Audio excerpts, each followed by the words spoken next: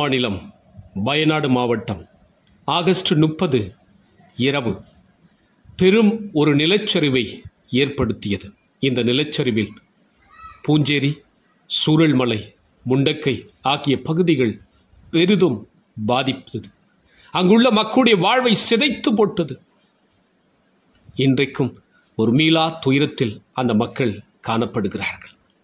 நீங்கள் பார்க்கிற இவர் தனிமையில் உட்கார்ந்து ஏதோ ஒன்றை கவனித்துக் கொண்டிருக்கிறார். இல்லை இல்லை, மண்ணில் புதைந்து தன் வீட்டை அவர் பார்த்து கொண்டிருக்கிறார். அவர் நிற்கிற இடம் அவர் வீட்டில் மீதுதான் அவர் நிற்கிறார்.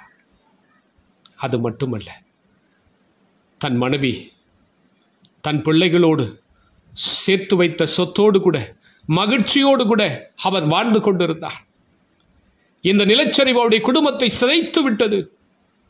இன்றைக்கு அனாதையாக அவர் நிற்கிறார். தனிமையில் உட்கார்ந்து அழுது கொண்டிருக்கிறார். தன் மனைவி ஆபத்தான நிலையில் மருத்துவமனையில் அவர் சிகிச்சை பெற்றுக் கொண்டிருக்கிறார். தன் 3 மகனை அவர் மண்ணோடு மண்ணாக பறிகொடுத்தார். 2 மகனுடைய சடலங்கள் எடுக்கப்பட்டது. தன் மூத்த மகனுடைய சடலங்கள் எடுக்கப்படவில்லை. இன்றைக்கு வரையிலும் அவர் தேடிக்கொண்டே இருக்கிறார்.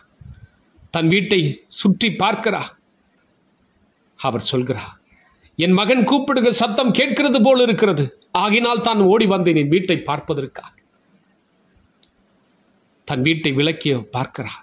ஏதோ ஒன்று துணி தெரிகிறது சொல்லி அவர் அந்த துணி எடுக்கிறார். கடைசியில் தன் மகன் அணிந்திருந்த அந்த ஆடையை அவர் கையில் எடுத்துக் கொள்கிறார்.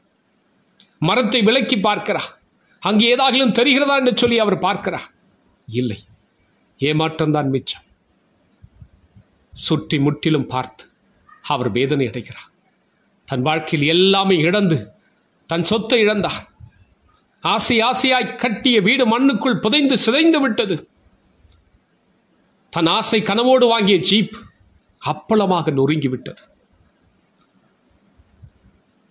தன் 3 பிள்ளைகளும் மண்ணுக்கு பறிகொடுத்து இன்றைக்கு இந்த மீளா துயரத்தில் அனாதையாக இந்த சகோதரர் தவித்துக் கொண்டிருக்கிறார். மண்ணில் புதைந்த இந்த காட்சிகளை பார்ப்பதற்காக தன் மகனை இன்றளவும் அவர் தேடிக்கொண்டே இருக்கிறார்.